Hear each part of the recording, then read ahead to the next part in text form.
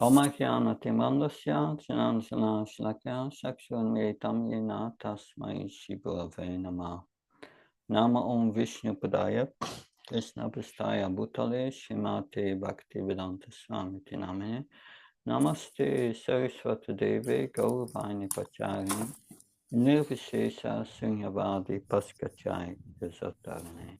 So this morning we will continue with discussing Nectar of Instruction, Text 5, the purport. And today is an important session as we will speak about the relationship between the disciple and the spiritual master. Om Namo Bhagavate Vasudevaya. So I read the verse again. Krishneti yasagiritam namasadriyeta dikshasti chet pranatibis sabajantamisam. Susaya Bhajanavishyam Ananyamanya Dadisyaridamipsita Sanghalabhyam. Translation. One should mentally honor the devotee who chants the holy name of Krishna, and one should offer humble obeisance to the devotee who has undergone spiritual initiation, Diksha, and is engaged in worshipping the deity. One should associate with and faithfully serve that devotee who is advanced in undeviated devotional service and whose heart is completely devoid of the propensity to criticize others. In this verse, 3 levels of devotees are described: the neophyte, the madhyam, who is midway devotional service, and midway the progress in the progress of becoming a pure devotee. And then you have the pure devotee who is mentioned here as one who is engaged always in undeviated devotional service, always absorbed in Krishna consciousness. And it's completely devoid of the propensity to criticize others. So we have heard why this is important, and that if we want to properly associate with devotees, we must know on what level the other devotees are. And especially for these 6 loving exchanges, 6 loving exchanges which were described in a previous verse, that giving gifts, receiving gifts, revealing one's mind in confidence, from one devotee to another, of another devotee hearing another devotee revealing his mind in confidence, and offering prasad and receiving prasad. So in order to perform these exchanges properly, one must know who is on what level. Like an advanced devotee will never reveal his mind to a neophyte. That's improper. That's done. You can reveal your mind to someone who is more advanced or someone who is equal, but never to someone who is a neophyte. We will not accept prasadam cooked by neophytes who are not following the regulative principle. That's not good. That we should give them prasad. But now we come to the point of the Uttam Adhikar. The verse says one should serve this Uttam Adhikar, this more advanced devotee who is always engaged in unalloyed devotional service and who has lost the tendency to criticize others. So it's a very auspicious day. Today is the first day of Kartik. That is a good day to meditate on this verse, and we will continue to study it further here. I was just looking where we left last, yeah, okay, it's here. It's one should, yeah. Here we discussed the 3 levels of devotees, and now we will speak about accepting this Uttam Adhikar as a spiritual master. So one may say, well, what's the point? I've already a spiritual master. But it's good to understand who is a spiritual master. When I took initiation of Bhakti Chara Maharaj, he gave me the instruction, you take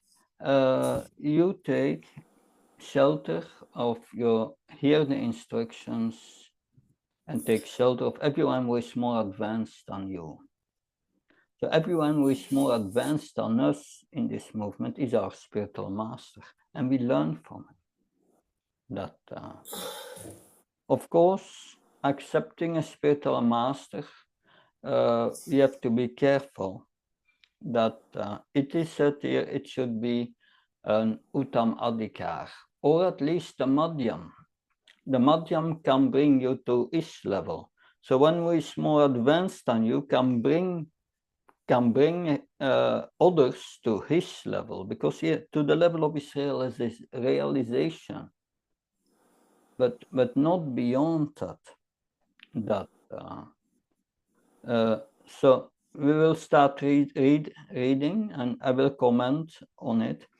It is a very important aspect of our spiritual life. Without following the instruction of the spiritual master, we cannot make spiritual advancement. Spiritual advancement means mercy. And the mercy you get when you serve the spiritual master. Serving the spiritual master is following the instructions of the spiritual master. So one should not accept a spiritual master without following his instructions.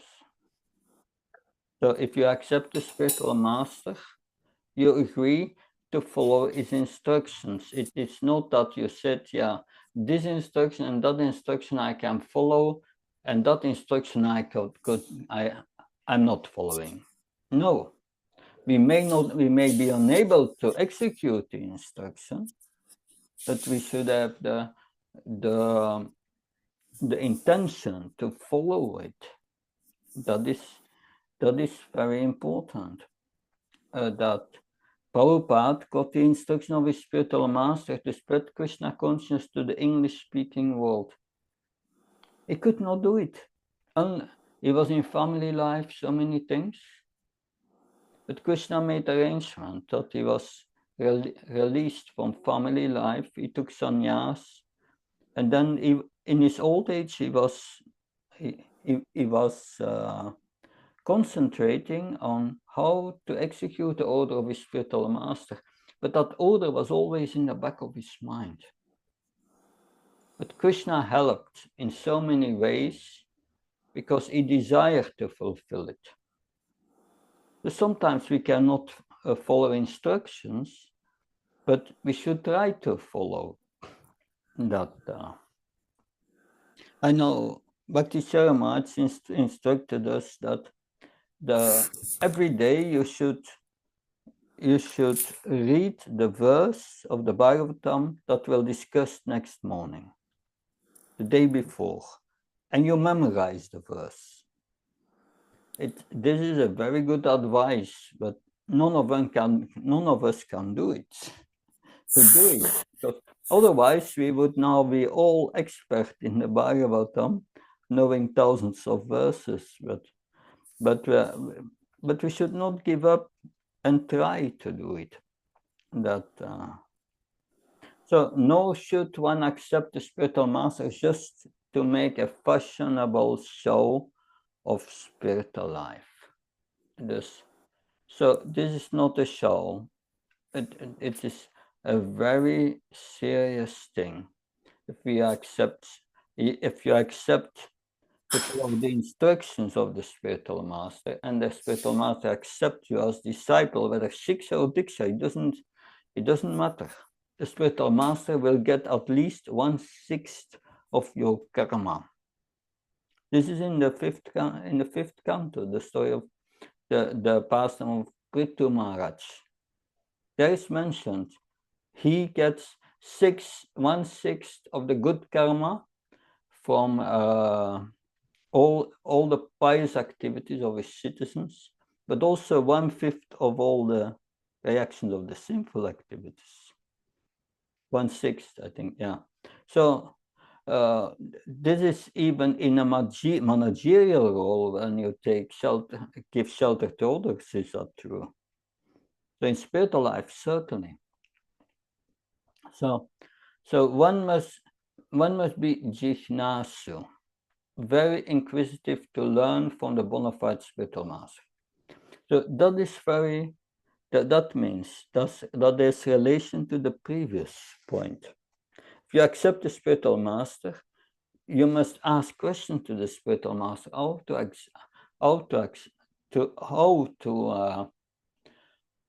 to progress in spiritual life. One may say, but I don't have questions. I'm too dull, I don't have questions. But then you should hear from the spiritual master. And others will ask questions, and you will benefit by hearing the answer. So that's the least. So therefore, the inquiry should make should strictly pertain to the transcendental signs, Jignasya, Shreya, Uttamam. It means you don't ask questions to the spiritual master. I have these problems in my life. How can I solve these problems? No, that kind of questions you should not ask the spiritual master. You should ask the spiritual master, how can I advance in spiritual life? And as a side effect, the material problems will diminish. But Prabhupada, yeah, Jignasya Shreya Uttanam. This is a verse that Prabhupada quotes, when Tasma, it begins with Tasma Kogurum Prabhacheta Jignasya Shreya Uttama. So one should take shelter of a spiritual master and Jignasya ask him about Shreya Uttamam. Shreya Uttamam. Shreya means Uttamam means the ultimate good. Ultimate good is liberation and devotional service. That you don't ask, you have Shreyas and Prayas. The Prayas is the immediate good, the sense gratification, and the material goodness, being peaceful and so on. We don't ask questions for the immediate good of the body. That we are asking questions for the ultimate good. Is how to go back to Godhead, how to transcend the modes of nature, how to serve Krishna properly through the 6 kinds of devotional service. Shravana Kirtanam Vishnu Smaranam Padsevanam Archam Varnam Dasyam Sakamatma Nivedanam. We discussed them a few months ago. So Tama means the darkness of the material world, and Ut means transcendental. Generally, people are very interested in inquiring about mundane subject matters, but one who has lost such interest and is simply interested in transcendental subject matter is quite fit for being initiated. So Prabhupada in a lecture explains that unless one is thoroughly convinced that there is no happiness in this world, one should not take initiation. So one must be thoroughly convinced this happiness of the body, it's nonsense. That it's all temporary, and the reaction is suffering. One wants to enjoy in this world, one will suffer. So a devotee comes to the point, I don't want this anymore. Queen Kunti says to Lord Krishna, I'm fed up with these urges of these senses, being a slave of these senses. I don't want it anymore. So that is being qualified for receiving initiation. So when one is actually initiated by the bona fide spiritual master, and when he seriously engages in the service of the Lord, it should be accepted as a Madhyam Adhikar. We have to be careful here. If you take initiation from the spiritual master, are you a Madhyam Adhikar? No. But Prabhupada said should be accepted as a Madhyam Adhikar. Why is that accepted? Because once you are initiated, you must act as a Madhyam Adhikar. You may not be, but you must act. And we have seen in the previous verses, explaining what the Madhyam Adhikar is. The Madhyam Adhikar has four relationships. Ishvara Tat Adineshu. Ishvara, for God, the Supreme Lord, the devotee tries to develop love. For the devotees, he wants to develop, with the devotees, one wants to develop friendship. It's very important. Friendship between devotees. And then to the innocent, he preaches. He's a preacher. But then the fourth point is the preacher. And the fourth point is those who are envious of Krishna. He avoids them, because if he preaches to them, they will blaspheme the Supreme Lord. And by their offenses, they will be further away from making spiritual advancement. So that is what we learn here from this first paragraph.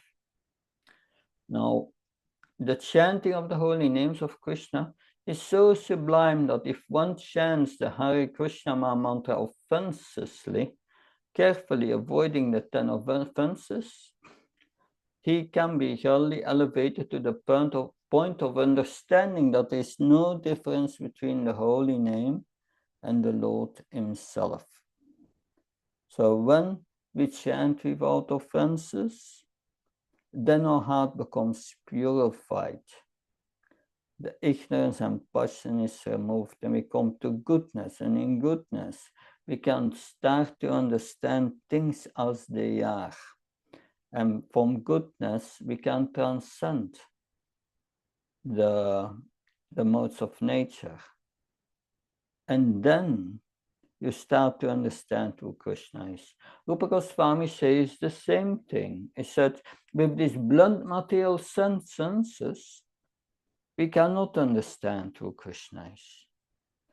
But if one uses the tongue to render service attitude, by chanting the holy names of Krishna, and by tasting prasad, Ghalli, the tongue becomes purified, and Ghalli, one comes to understand what the holy name is. So one should for certain, so it is said here, one who has reached such an understanding should be very much respected by neophyte devotees, because it's liberated this person. One should know for certain that without chanting the holy name of the Lord offensively, one cannot be a proper candidate for advancement in Krishna consciousness. So that is very humbling. Because how do you know you chant with offenses? When you chant the holy name and your attraction for the holy name does not increase, then it means you are chanting with offenses, offensive chanting. Only when we chant without offenses and with attention, that Prabhupada said one is a proper candidate for advancement in Krishna consciousness. So these 10 offenses are very important. That we discussed them before. Why are we making these 10 offenses? Because we are situated in false ego. We think ourselves a servant of our senses and not a servant of Krishna. If you are situated in your position as a servant of Krishna, then you are situated in Sambandha Jnana. That is what Haridas Thakur said. You must be situated in Sambandha Jnana to chant holy name without offenses. Otherwise,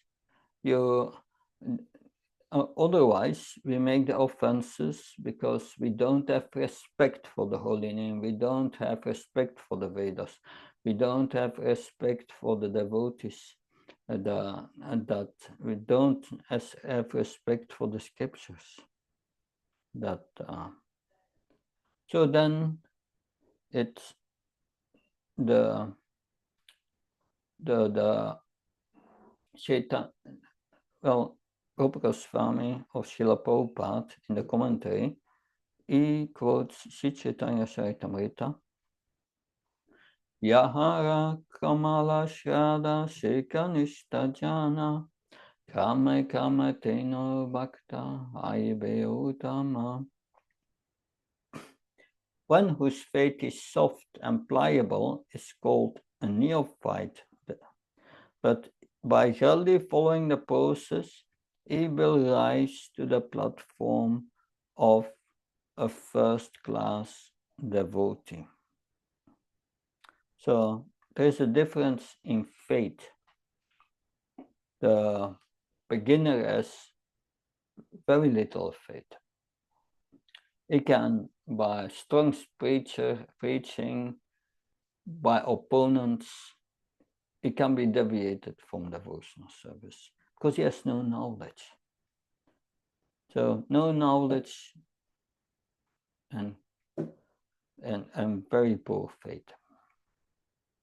The Madhyam, the one who is advanced, he has strong faith and good knowledge, but not perfect.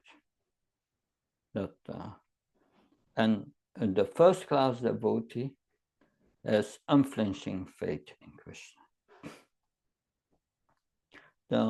So Prabhupada writes, everyone begins his devotional service from the neophyte stage. Neophyte stage means we don't have the proper motive at the neophyte stage. What is the proper motive?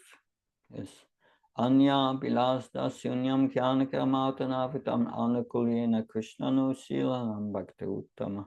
One should serve Krishna with undeviated attention to please Krishna, chanting to please Krishna, and not for material benefit, not for liberation. Of course, in the beginning, when we come to Krishna consciousness, we have our motivations. And Krishna also recognized that in Bhagavad Gita, Shatovidam Jantimam Yechana Sukritarina Achta Svichna Sukh Achtarti Janisa Paratakshava. There are 4 neophyte devotees who approach Krishna. The first is the one who wants to be free from distress in this world. Many come to devotional service because material life has become impossible. And they want to solve their problems. Or there are those who want wealth, those who are curious, those who want to know the absolute truth. These are all beginners. So everyone begins his devotional life from the neophyte stage. But even at the neophyte stage, Krishna says, the devotee is very dear to me. Because they may have material desires, but they approach me. They are not approaching the demigods or whatever. They are approaching me. And because they are approaching Krishna, they will become incredibly purified by this, from these material desires and from these material motivations. Their motivation will become pure. So if we want to advance in spiritual life, we must have the pure motivation. I'm going to chant to please Krishna, nothing for myself. And then Krishna will give you shelter. That if we say to Krishna, I chant, but I want also this, Krishna will also give you shelter, but not the full mercy. It will fulfill your material desires, and it will purify you from these material desires. But only after a long time, when you are purified, then you can start to begin to develop love for God. But why not immediately doing it by giving up all these false motivations?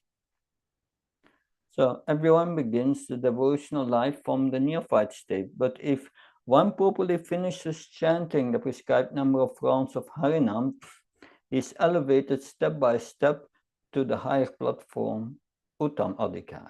So many times we try to chant and we try our best, but still the concentration is there. We are still making offenses, but we follow the order of the spiritual master to chant these holy names.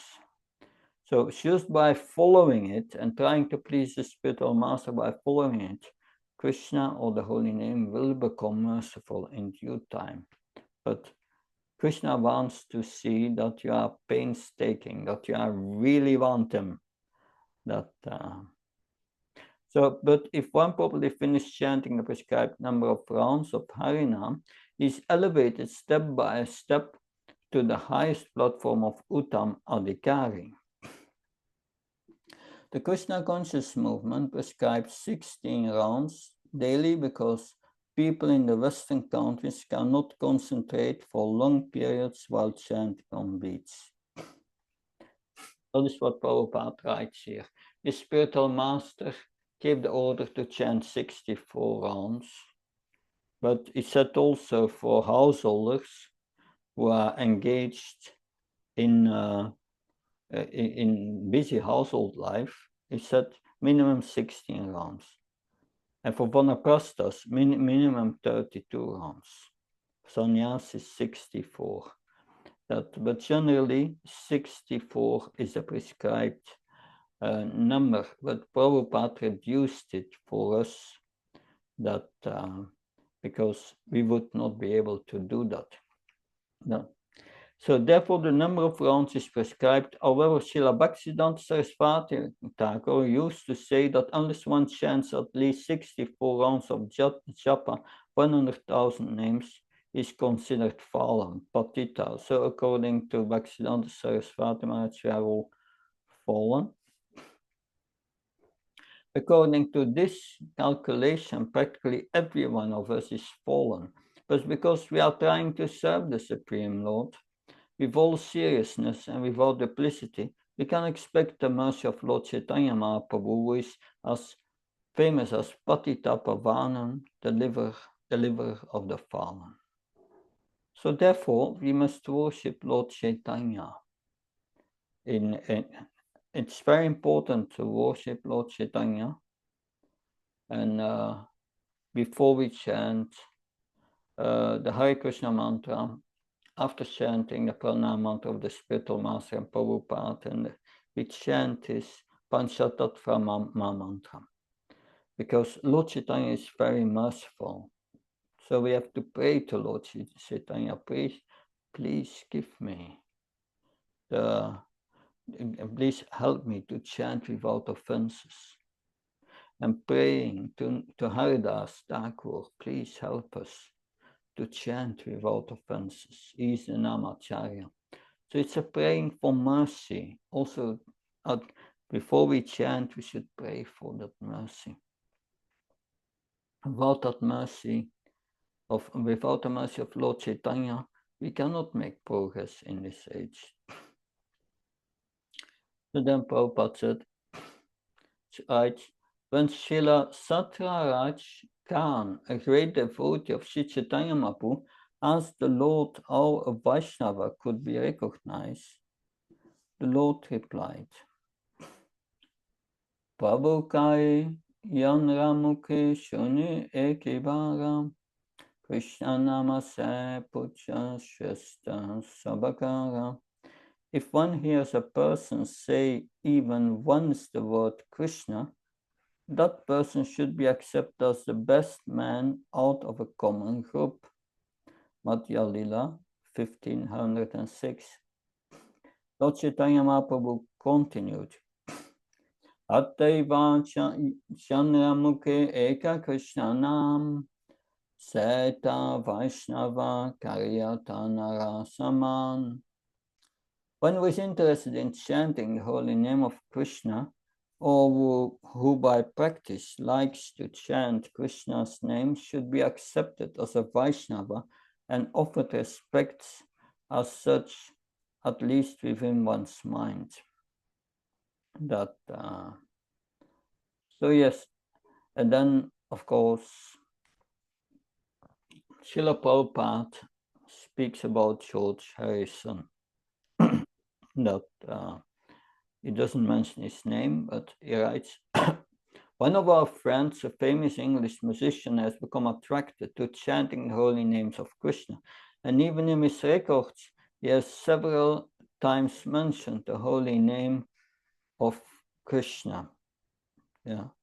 And, well, the George Harrison wrote, he made his song, My Sweet Lord.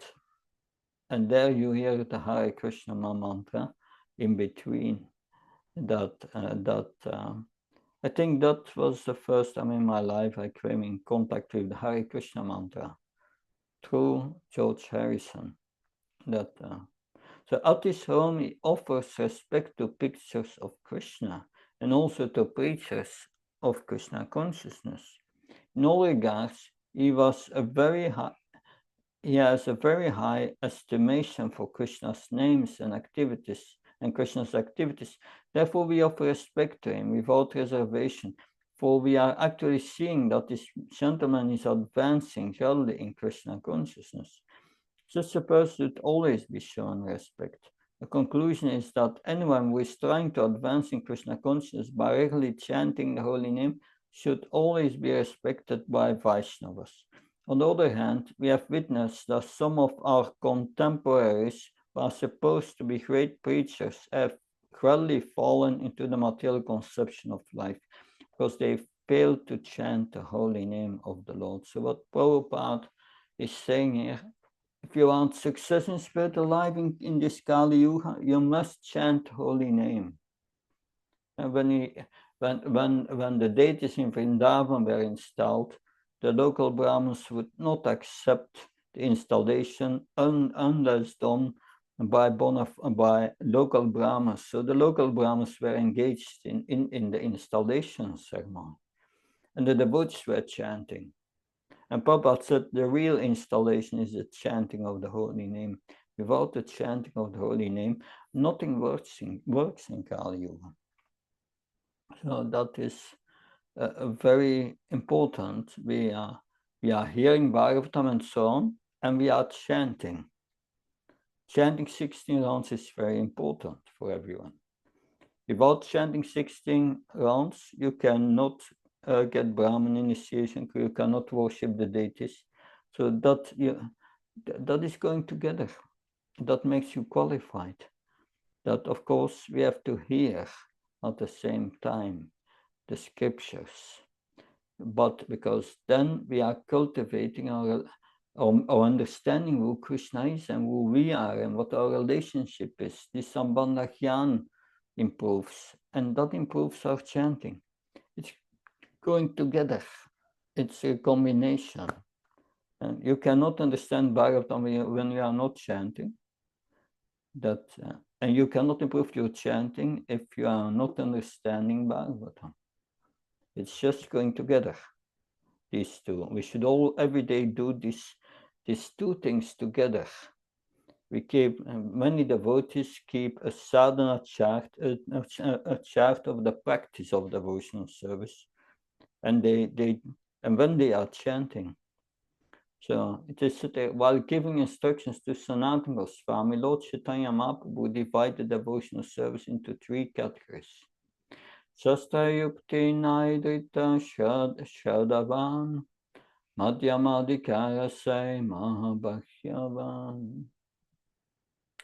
A person whose conclusive knowledge of the Shastra is not very strong, but has developed firm faith in the chanting of the Hare Krishna mantra, and who is also undeterred in the execution of the prescribed devotional service, should be considered a Madhyamadhikar. Should be considered. Again, Prabhupada does not say it's a Madhyamadhikar. We consider him as a Madhyamadhikar because he's acting as a Madhyamadhikar. Such a person is very fortunate. A Madhyamadhikar is Shadavan, a staunchly faithless person, and he is actually a candidate for further advancement in devotional service. Therefore, Chaitanya Charitamrita said, Shadavan Janahai Bhakti Adhikari Uttaman Madhyama Kanishta Shraddha Anusari. One becomes qualified as a devotee on the elementary platform, the intermediate platform, and the highest platform of devotional service according to the development of his Shraddha. Again, in Chaitanya Charitamrita it is said, Shraddha Sabde Vishvakai Sudrita Nisaya Krishna Bhakti Kaila Sarva Karma Kritahaya. By rendering the transcendental service to Krishna, one automatically performs all subsidiary activities. This confident, firm faith favorable to discharge devotional service is called Shraddha. Shraddha, faith in Krishna, is the beginning of Krishna consciousness. So we have heard the process of devotional service from Shraddha to Prema. Shraddha, it starts with having faith. One hears from a Swami, a lecture, and one gets some faith in the chanting and in Krishna. And then one sadhu sangha, one associates with devotees. From devotees, one learns the practice, bhajana kriya. One starts the practice, bhajana kriya. Sometimes we are following, sometimes not. It's difficult sometimes. But then we become Nishtita Bhajana Kriya, we become studying devotional service. And then gradually we come to Anartha Nivritti, giving up our offensive mentality. And then Nishtha, liberation. And if we get liberation, then we start the holy name and we get Ruchi, taste. And soon we will come to Ashakta, feel every moment Krishna in the heart. And then from Asakti, one goes to the next stage, which is Bhava, the beginning of the development of love for Krishna. And finally, one comes to Prema. But it starts with Shraddha, and this faith develops. But when you come to the Uttamadhikara, and you feel always Krishna in your heart, faith is an accomplished fact. There's no just faith, there's certainty. Krishna is there. And that makes the faith so strong. So therefore, the Uttamadhikara is unbreakable faith. But the beginner faith is very poor. So Shraddha, faith in Krishna, is the beginning of Krishna consciousness. Faith means strong faith. The words of Bhagavad Gita are authoritative instructions for faithful men, and whatever Krishna says in Bhagavad Gita is to be accepted as it is without interpretation. This was the way Arjuna accepted Bhagavad Gita. After hearing Bhagavad Gita, Arjuna told Krishna, Sarva itam ritam manye yan mam vadashi Keshava. Oh Krishna, I totally accept truth of the truth from all you have told me. That so Prabhupada said that's the way to understand Bhagavad Gita. That is called Shraddha. That so Krishna says in Bhagavad Gita that you Arjuna, your body changes from boyhood to youth, to adult, old age, and then one dies. But the soul remains the same. We can understand that everyone is going through these stages. That it's universal knowledge. Krishna says, one who takes birth will die. Is that not true? Yes. So we can understand, and Krishna gave so many instructions in Bhagavad Gita and said, if you do that, then you will get that result. And by trying it out and living as Krishna prescribed, we get the result. That gives faith. That so that accepting the instructions in their totality, especially the last instructions. Sarvdam Pichiyam Amkam Saramvacha, abandon all varieties of religion and just surrendering unto me. So that means surrender, one has to follow Krishna's instructions, especially the instruction in 8065. Man manabhav madbhakto machi mam namaskaram, mam vaveta satyam te pratichani priyosime.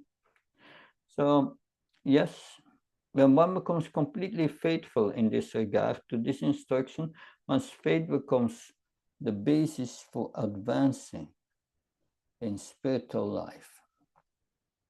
Now we come to the next point.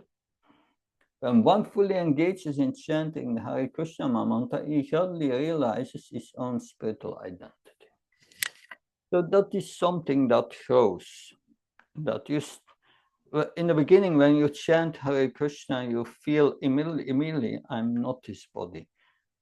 You don't feel your real self yet, but you know, I'm not this body. You feel that. But gradually, when you start chanting and you become purified, you more and more understand, I'm not this body, I'm not a human being. I'm a spiritual being within this body.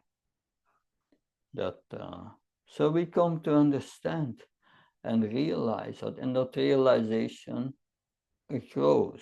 If one continues chanting, then one comes to the point that one understands I have a spiritual body. This spiritual body, it has its own thinking, feeling, and willing.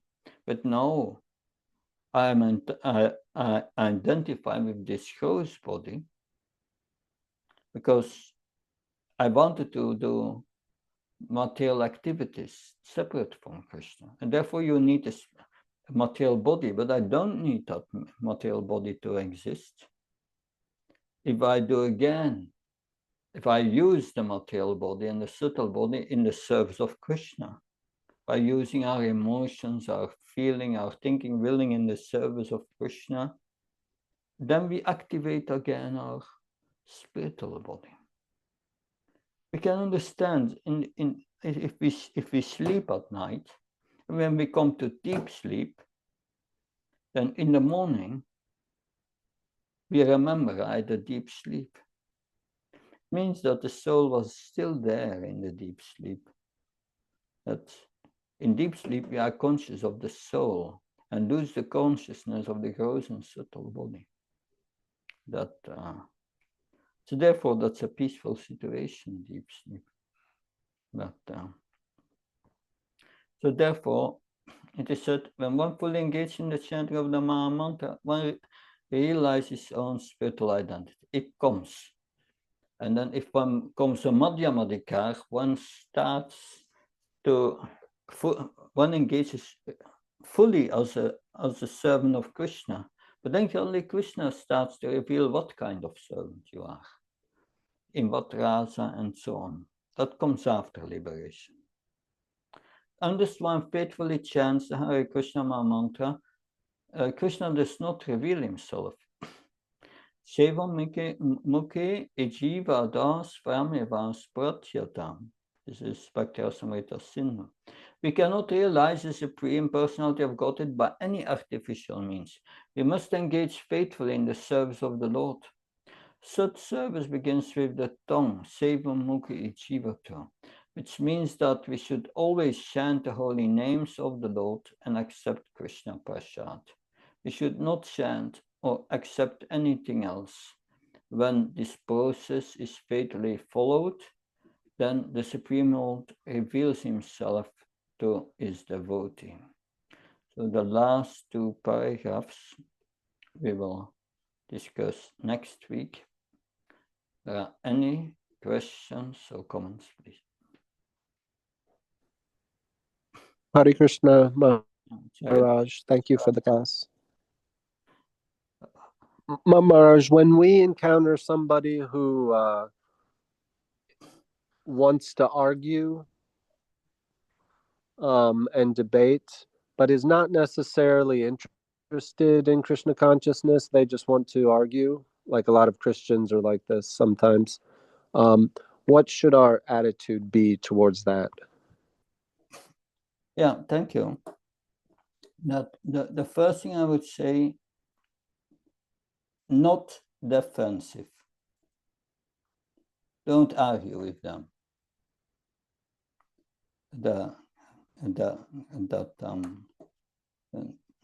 Tell them we are not interested in arguing.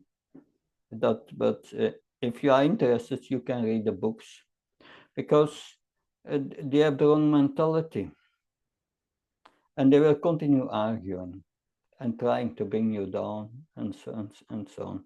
We are not. This is due to the envy of Krishna. So this is an example of those whom we avoid. But we are not arguing with them, not debating. That is not good. That if they are not interested, leave them in their beliefs and say thank you and go to the next. Because arguing with him, it will be counterproductive. It will bring them in a more difficult position towards Krishna if they disrespect his devotees like that. That because Krishna consciousness is not an intellectual endeavor. It cannot be understood by arguments or debate. I give an example that there was Lord Chaitanya. No, it was Ramanujacharya. One of the disciples of Ramanujacharya came to Ramanujacharya. No, it was not Ramanujacharya. It was Mountain. I'm coming to it. It's in our line. That anyway, it doesn't matter. But it was Madhvacharya. Yeah. And the disciple said to Madhvacharya, he took sannyas when he was 11. When he was 18, he was known as a great scholar all over the area. And one of the disciples came and said, I have a Buddhist master, and he wants to debate with you about the absolute truth. And Madhvacharya said that the absolute truth cannot be known by logic. And therefore there was no debate. He just did not do it. But also Rupa Goswami, that some of these Digvijayas came to him and they wanted to debate with him to conquer him, And Rupa Goswami said, I'm not interested. And the man said, then sign a paper that I defeated you. And said, give the paper here. He signed it immediately. Go. So yes, we are not interested in that. Does that help, Charan? Yes, thank you very much. That's helpful. Okay. Thank you very much. And I'm looking forward to see you tomorrow for the Bhagavatam class. Hare Krishna. Jai Hare Prabhupada. Krishna. Hare Krishna. Thank you so much. Hare Krishna. Jai.